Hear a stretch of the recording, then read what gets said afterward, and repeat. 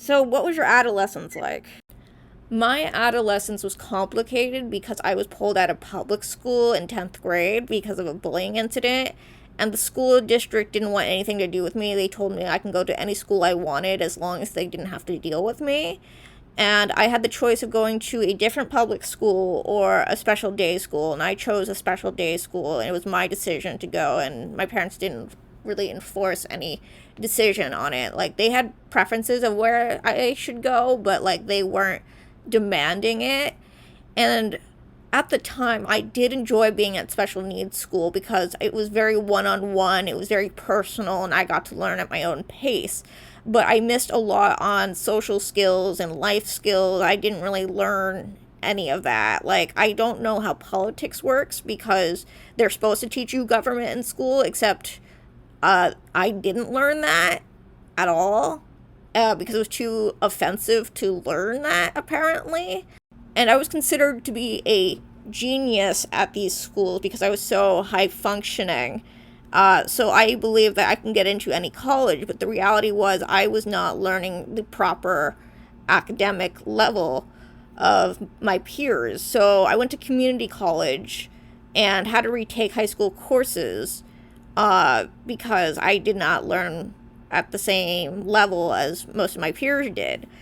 And I do have a learning disability. I didn't know how to read until ninth grade, and my math skills didn't develop until seventh grade.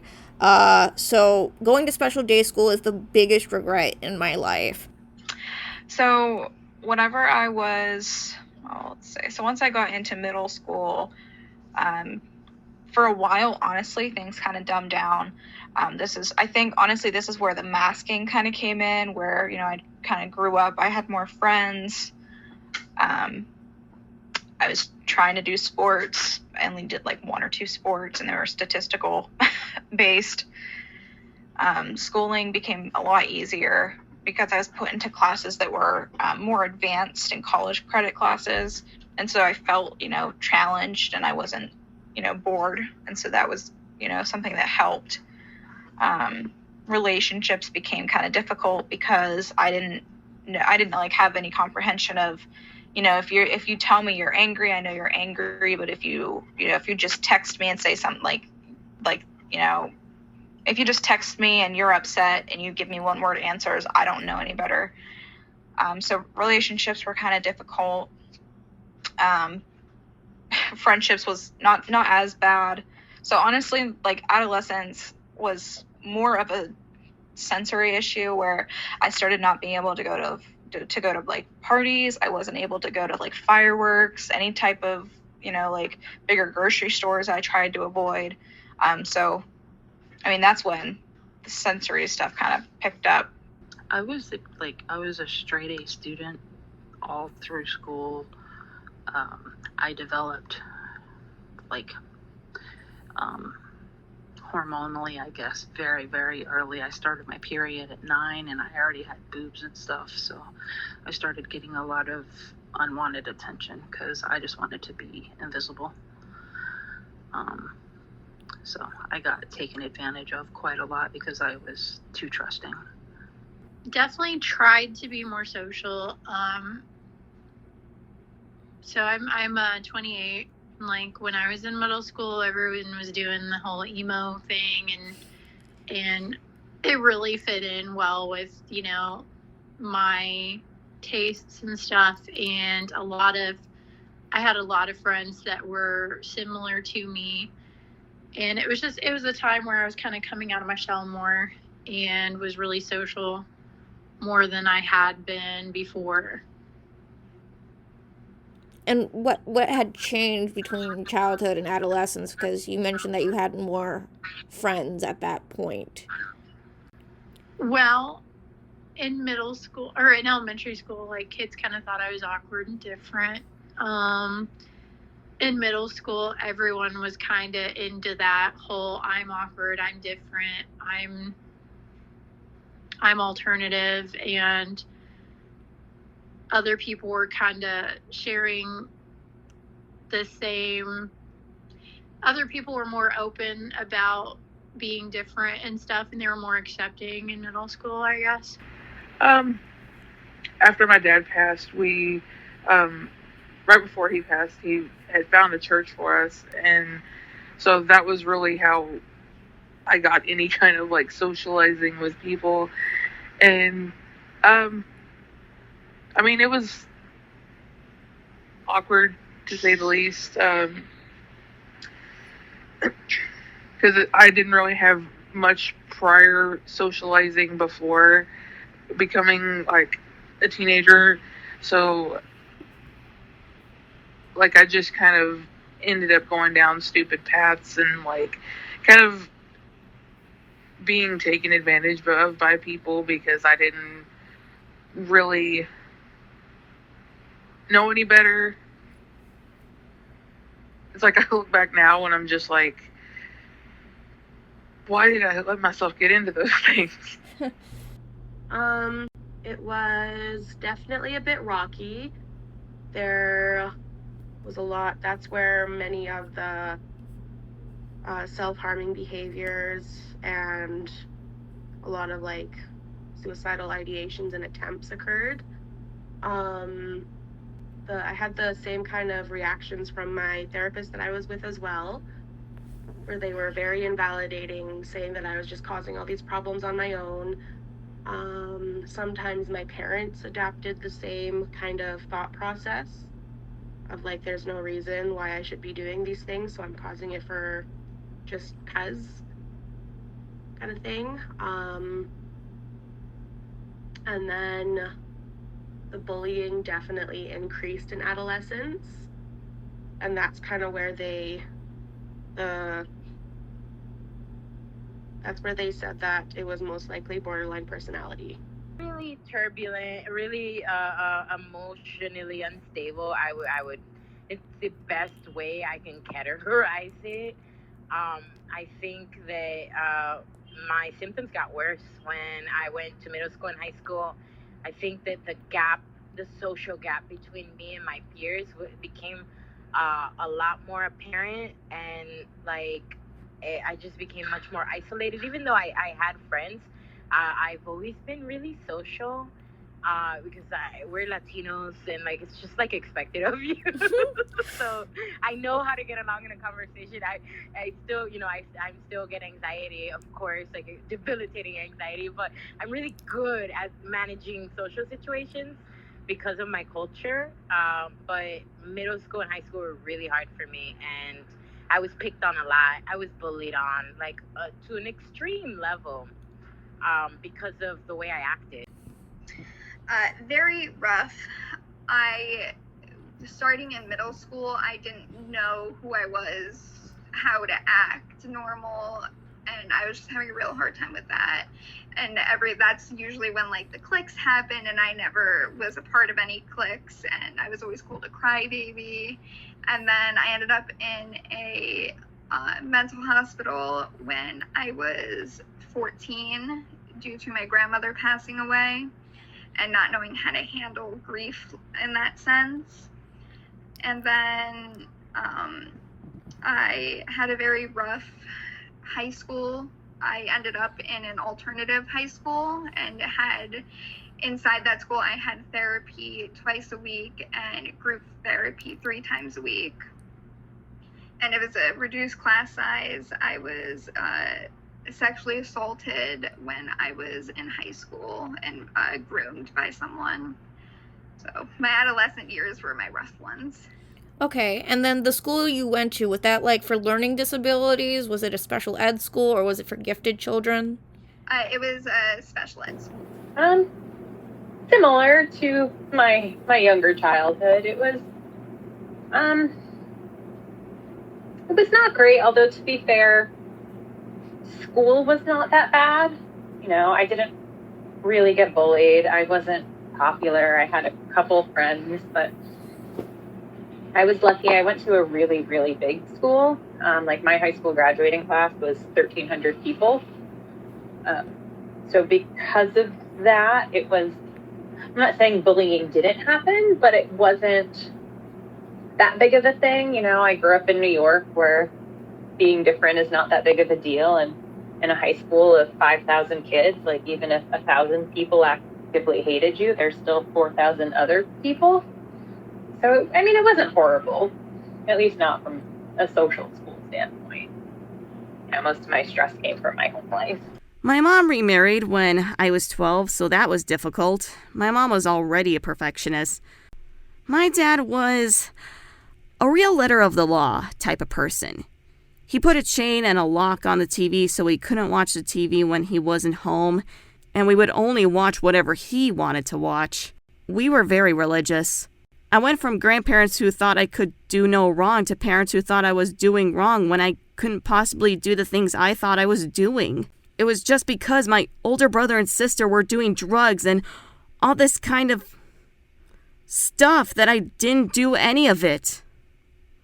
It was very hard having a dad not trust me as a teenager.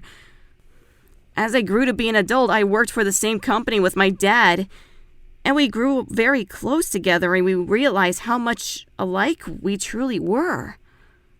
We were both very ethical and honest, so that worked really well for us in the company we worked for. I worked in the human resources, and he worked out in the field. Anyway, in my family, my sister was very much in control of the kids' family dynamic. You never crossed her. You did whatever she told you, even if it meant to say you did something that she did. Anyway, it was hard because we moved several times after my mom married my dad, until we landed in the house that my mom and I am now. Moving and making friends was very difficult for me as a teenager. I did have some friends at each school that I went to, but I always thought it was weird that I only had a few friends and my sister always had 1 million friends. I also found time to time would have to hide it in the bathroom because it was too much. Being around friends, I mean. I read a lot of books and that really helped me get through life, and I always play the piano a lot and I listen to headphones walking back and forth to school. No one really thought I had a problem because I can talk to people if the occasion arises. I always tended to have friends who were kind of misfits. I just tried to fit in the best way that I could. Yeah, I think I started getting, having a lot more extreme emotions as I went into that time. I remember having this freak out thing because I convinced my parents to let me homeschool myself for a year in middle school. Because I read this book about unschooling and, basically it was like this alternative to the public education system. And I guess because I was a good enough student, my mom was like, okay, sure, you can homeschool for a year. And so I just spent every day going to my grandparents' house and reading books and making fake newsletters with my other homeschool friend and things like that.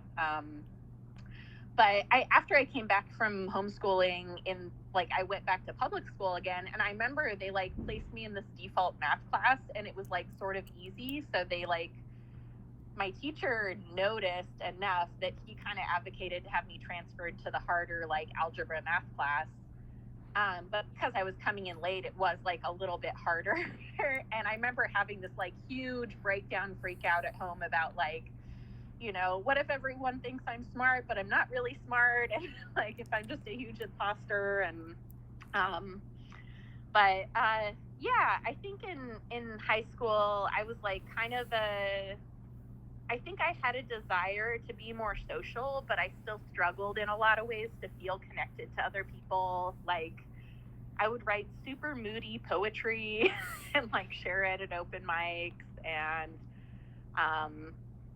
I don't know. I think I was still kind of learning and understanding boundaries. I got really involved in church stuff, and so that kind of became central to my world. And I think a lot of my social world became built around these friends I have at church, and we have the same, it was kind of we get each other and have the same values, so we're sticking together kind of. So I think it provides kind of a sense of security and community for me. Yeah, so that kind of colored a lot of my high school years.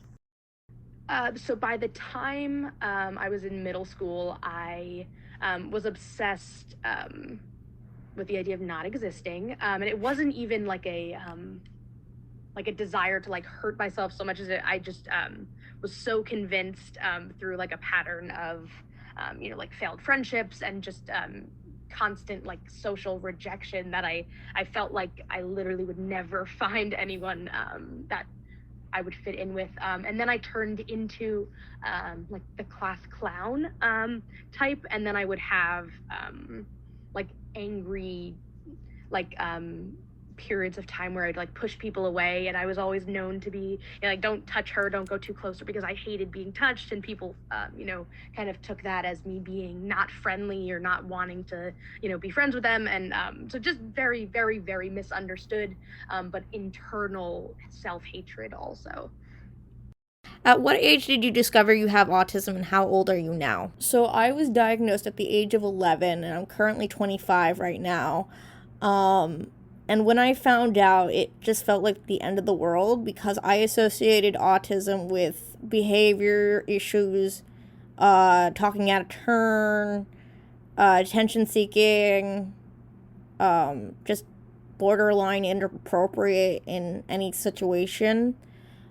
Because I'd have kids in my class that were like that and would be constantly yelled at, and my mom's like, oh, well, those kids must be autistic. So I just assumed that anyone who had autism had those sorts of behaviors.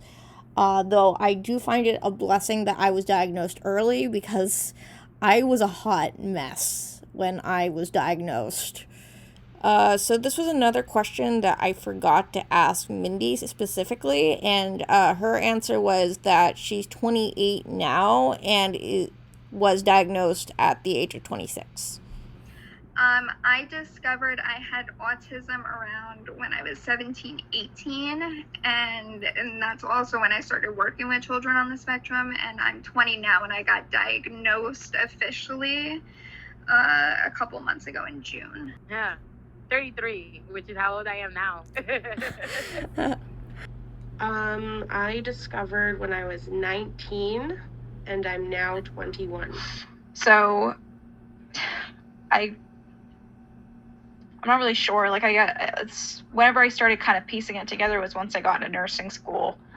And we started going over like things like just like psych, and I just related a lot to a lot of things that were typically autism traits, but not of girls, more as guys. And so I decided to go talk to a mental health doctor, and that was originally when she's like, oh, well, it'll take a couple months to get you in. She's like, but right now, after the intake that we just did, this is what I think you have. She says, I definitely think, there's some traits here. She says, but I don't have the capacity to say if it's autism or not. So they recommended me go to some place in Pittsburgh, which is about 2 hours away from me, to get actually evaluated by somebody that was more capable. And I'm 20 now, and that was back in July. The autism was actually not even diagnosed until a few months ago, because 2 of my children have it, and their symptoms, I obviously didn't recognize their symptoms because I thought it was normal, because it was normal for me. And then they were like, nope, this is not normal. Like, you have all these things, and no, it's not normal. So I went and got tested, and I got my official diagnosis a few months ago. And how old are you now? 43. So I first was suggested that I may possibly have autism, I think at 22, and then got a formal diagnosis at 24, and that's how old I am now. I was 28 and I'm 30 now. I think when I first suspected I would have been, let's see, I want to say maybe 29 when I first suspected, and I'm 33 now. 41, only 6 months ago. I want to say 30-ish is when it first started to kind of dawn in my mind as a possibility, and it took maybe 6 months for me to really research it a bit more and come to that conclusion. And I am 32 now. And what autistic traits do you present? For me personally, it's hard to say because a lot of the symptoms I don't really have. Like, I don't have sensory issues like most people on the spectrum. The things that do bother me are typical of a neurotypical person. Like, the smell of poop bothers me, or a baby crying, or a siren bothers me. And I don't really stim or have meltdowns either. The stims I have are more like anxious tics, like nail picking or swinging my legs back and forth if I'm sitting down, and I can maintain eye contact. I do have black and white thinking and restricted interest. My social skills aren't quite there. I can't read body language or tone of voice unless someone tells me they feel a certain way. And I need a routine or else I spend time in my bed not really doing anything, and I hate that feeling. Definitely the social stuff. Eye contact. I say things that hurt people's feelings when I don't mean to. I have the rituals and like repetitiveness. A lot of sensory stuff. A lot of like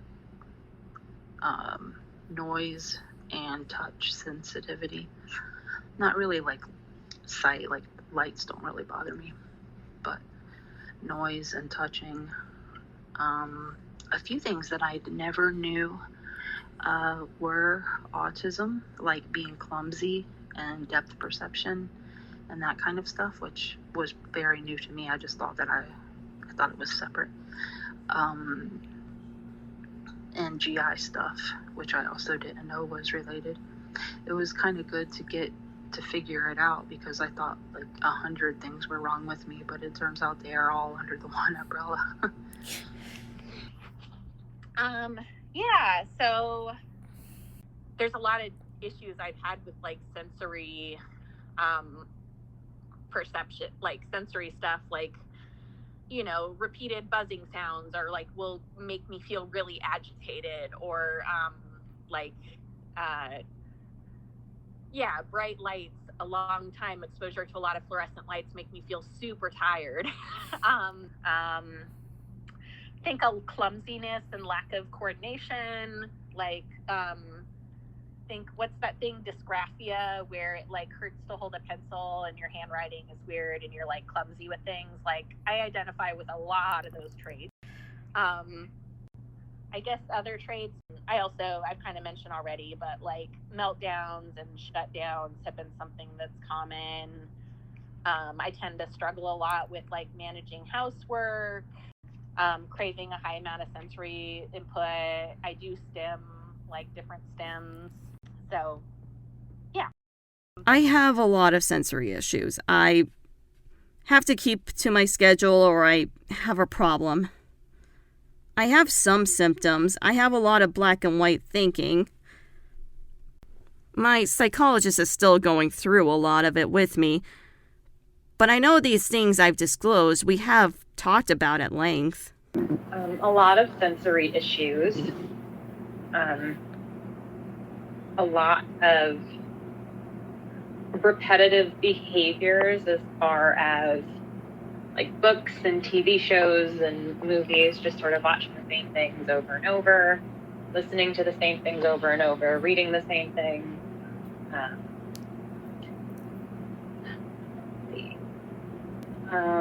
I'm very logical. And part of that is me being a data scientist, but while I'm very empathetic on the intellectual level, it's hard for me to relate to sometimes when people get upset about certain things, or I'm like, well, rationally, it doesn't make sense to be upset about that. So I understand that you are, but I don't fully understand why. I have repetitive movements. So like a lot of stimming.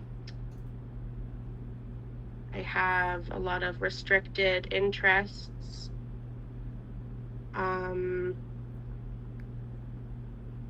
I have lots of sensory issues. I have a lot of restricted kind of rituals that I need to do. I need to follow routine a lot.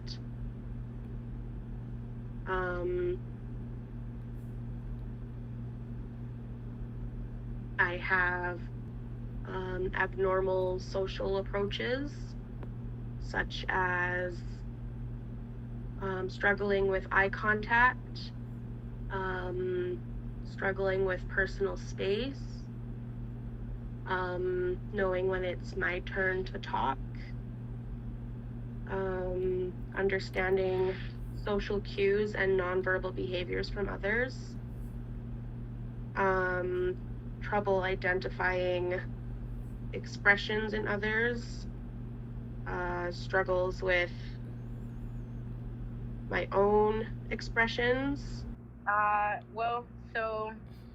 I've always had problems looking people in the eye, and I've always told my therapist this, and they kind of just always brushed it off, but I've always had that problem. I also have a problem remembering faces. I have like a part of my social anxiety, I think, stems from the fact that I can't remember what you look like. So when you invite me out to the mall, I have no idea what the fuck I'm gonna do because I can't find you, and I kind of freak out about that, and I kind of like tend not to. I tend to decline invites sometimes because of the place where they want me to go. I also have a problem understanding people's intentions. I have a problem understanding definitely facial and body cues. Like never since I was a child, every time that was explained in school, I'd just be really confused about what was going on. I ramble on and talk about myself mostly all the time. I love talking about myself. I super focused on just very few things that I like to focus on and can't focus on anything else.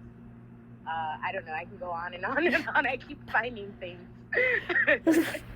I have like the meltdowns. I have like when I was a kid, I did like the walking on the tiptoes, and I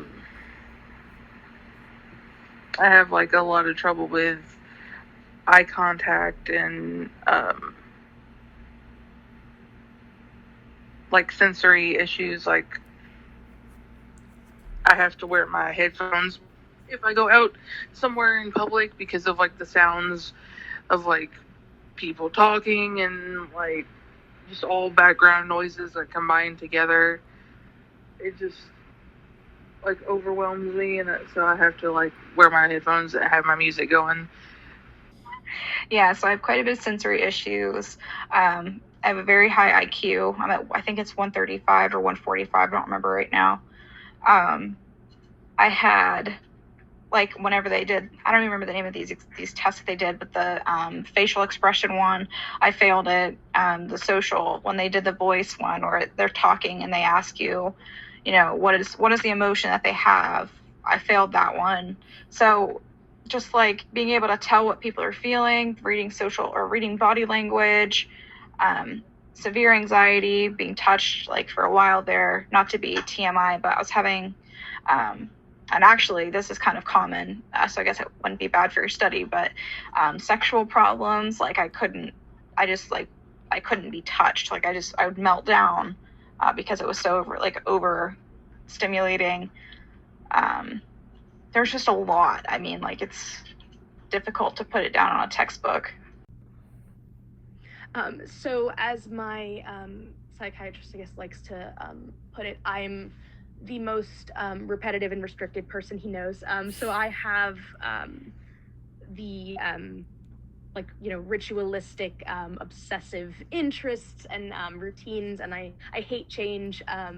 And if you look at, that category of symptoms, I'm a textbook example. And then from like the social aspect, it's hyperlexia instead of, so I never academically presented to struggle in that element. And then it's that mask on the outside where, I'm very social and I do everything kind of by the book, but then behind closed doors or with people that I'm more comfortable with or family or whatever, it's a completely different, I'm very reserved and struggle to communicate what I'm actually feeling, which leads to a lot of like conflict, and I have extreme sensory sensitivity. I